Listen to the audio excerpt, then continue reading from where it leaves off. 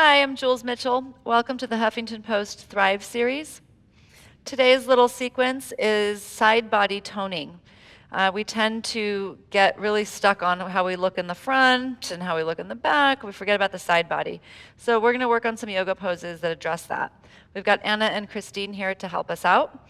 So to begin, go ahead and lie on your right side, resting on your elbow. Great. Once you're all the way on your right side, go ahead and bring your feet forward a little bit so you're sort of in a banana shape so that you don't have to balance in this one straight line.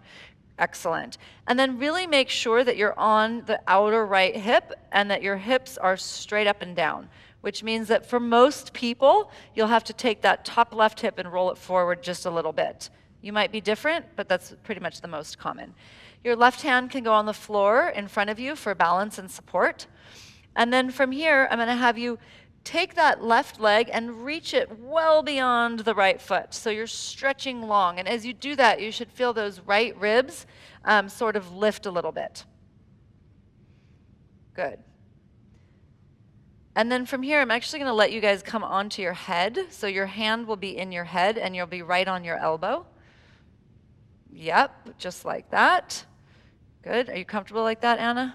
Yeah? Okay. If you're not comfortable like that, you can go back onto your forearm. You could even lie down with your arms stretched out with your head on the arm.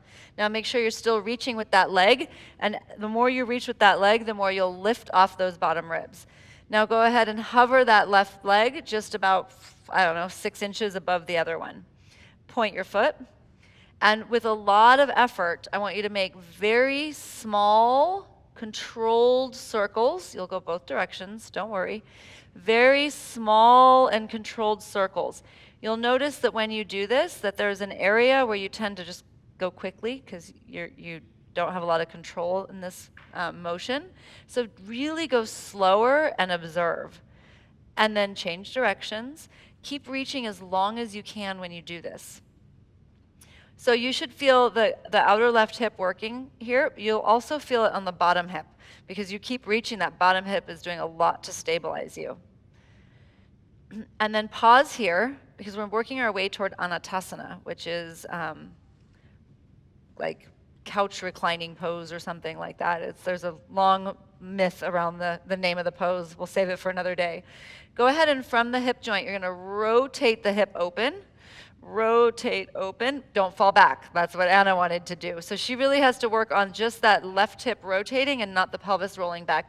And now point that foot straight up while it's rotated out to your end range without rocking back. Excellent, keep going, you can do it. And then at this end range, we're gonna do the same thing. Draw a few little circles, but it's only the hip joint that's moving. You're not rocking back or forward at the pelvis. Good, and then change directions. And now for the pose, Anatasana. Can you reach for that left foot with your left hand? You can use your first and second finger to grab the big toe if you'd like. I'm going to bring Anna a strap. Oh, she did it. I didn't see if you rolled back to reach, however. Good. And then with control here, let go and slowly lower the leg down. Nice.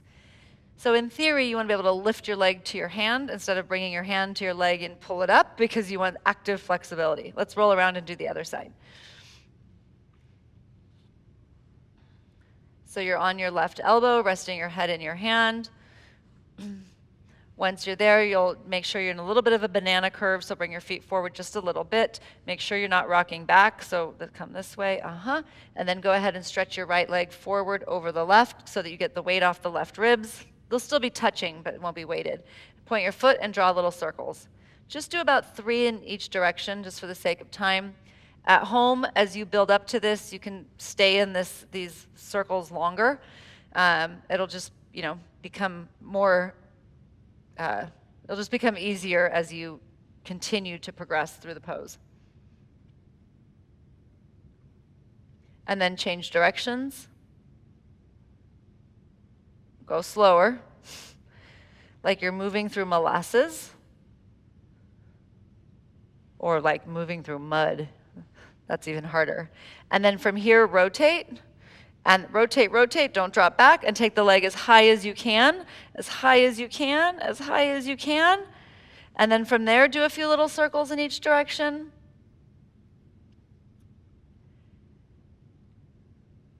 And then from here, go ahead and bring your toe to your hand. Your toe to your hand. Nice. And you'll hold the pose here for a few breaths before you go with control and bring the leg down nice and slow. Thank you for tuning in to your daily dose of yoga. We'll see you here next week or on adaya.com.